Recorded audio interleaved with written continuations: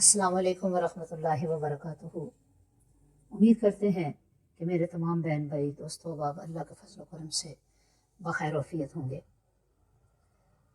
आइए पहले दुआ कर लेते हैं कि परवरदिगार आलम रहमत के सशरे में हमें रहमतें लूटने वाले खुश नसीबों में शामिल फरमा ले। आमीन। हमारी हर आरज़ू, हर तमन्ना, हर आस मुराद अपनी रहमत से रब्बुल इज़्ज़त पूरी फरमाए। हमें कसरत तिलावत करने वाला बना दें, हमें कसरत सुजूद करने वाला बना दें, नमाज तरावी को एहतमाम करने वाला बना दें और अपने रोज़ों को अच्छे से गुजारने वाले खुश नसीबों में शामिल फरमाएँ। और अपने इर्द गिर्द अपने माहौल का ख्याल रखने की, अपने महरूम बहन भाइयों की, जो तंग दस्त हैं, जो फ़क्र फाका का शिकार हैं, जो मुफलसी का शिकार हैं, उनका भी ख्याल रखने की और अपने रोज़े में शामिल करने की तौफीक ख़ास मरहमत फरमाएँ। इसलिए कि रोज़ा सिर्फ भूख और प्यास का नाम नहीं है, रोज़ा तो तकवा को कहते हैं, और जिस बंदे ने तकवा की कैफियत के साथ रोज़ा रख लिया वो कामयाब है। फरमाया कि जिसने तकवा की असूल की नीयत से रोज़ा रखा तो अल्लाह रब्बुल इज़्ज़त जन्नत के 8 दरवाजे हैं, उनमें से कहेंगे कि ए रोज़ादार, जन्नत के 8 दरवाज़ों में से जिस दरवाजे से चाहता है जन्नत में दाखिल हो जा। अल्लाह रब्बुल इज़्ज़त हम सब को ऐसे ही खुश नसीब रोज़ेदारों में शामिल फरमाए। आमीन। अच्छा, हम नमाज तो 5 वक़्त की पढ़ते हैं, नवाफिल भी पढ़ते हैं, इशा की नमाज भी पढ़ते हैं, लेकिन हमारे अंदर सुस्तियाँ इतनी है कि अक्सर इशा की नमाज हमारी रह जाती है कि जी हम बहुत थके हुए हैं और हमारे पास इतना टाइम नहीं है तो नमाज इशा कैसे पढ़ें, हालांकि सारा दिन हमने काम किए होते हैं। तो अगर यकीन जानिए इशा की नमाज पढ़ लें तो इतना सुकून कल्ब नसीब होता है और इतना ज़हनी इत्मीनान और सुकून नसीब होता है कि इतनी अच्छे से नींद आ जाती है।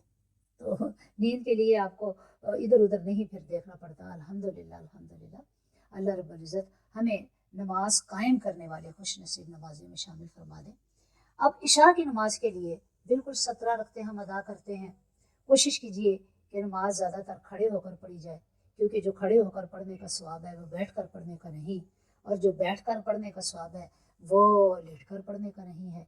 तो नमाज के अंदर 3 ऐसी हालतें हैं कि जिनमें बंदा मोमिन की दुआ मुस्तजाब होती है।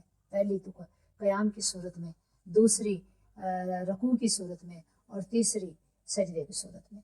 तो ये 3 जो मकामात हैं दुआओं की कबूलियत के, इनको कभी फरामोश ना करें, बल्कि नमाज अदा करते हुए इन अपनी दुआएं जो है, नेक हाजात हैं, वो दिल में लाकर लाजमी अल्लाह से मांगे, तलब करें, क्योंकि ये वो इतनी प्यारी हालतें हैं नमाज की कि अल्लाह रब्बुल इज़्ज़त को बड़ी पसंद है।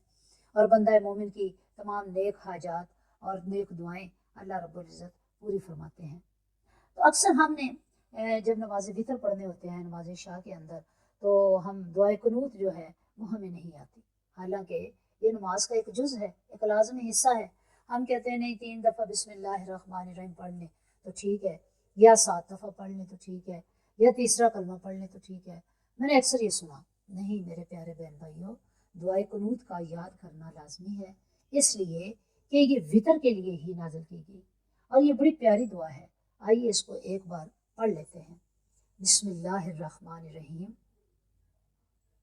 अल्लाहुम्मा इन्ना नस्तईनुका व नस्तगफिरुका व नुमिनु बिका व नतवक्कलु अलैका व नुस्नी अलैकल खैरा व नशकुरुका व ला नकफुरुका व नखलाउ व नतरुक मन यफजुरुका। अल्लाहुम्मा इय्याका नअबुदु व लका नुसल्ली व नस्जुदु व अलैका नसअ व नाफिदु व नरजु रहमतका व नख्शा अज़ाबका इन्ना अज़ाबका बिल कुफ़्फ़ारि मुल्हिक।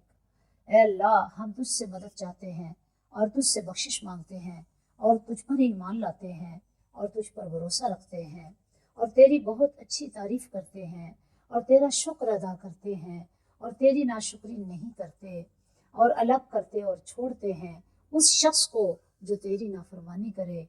ऐ अल्लाह, हम तेरी ही इबादत करते हैं और तेरे ही लिए नमाज पढ़ते हैं और सजदा करते हैं और तेरी ही तरफ दौड़ते और खिदमत के लिए हाजिर होते हैं और तेरी रहमत के उम्मीदवार और तेरे अजाब से डरते हैं।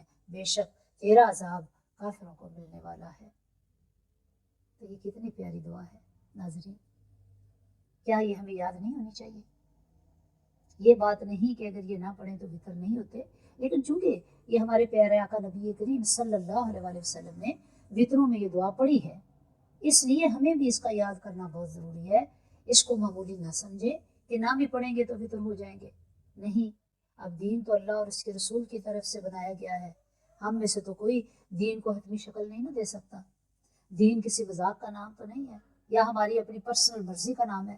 نہیں، دین ان احکامات کا نام ہے، شریعت ان احکامات کا نام ہے جس کو اللہ نے اپنے حبیب صلی اللہ علیہ وسلم کو عطا کیا اور حبیب خدا صلی اللہ علیہ وسلم نے وہ کر کے دکھایا.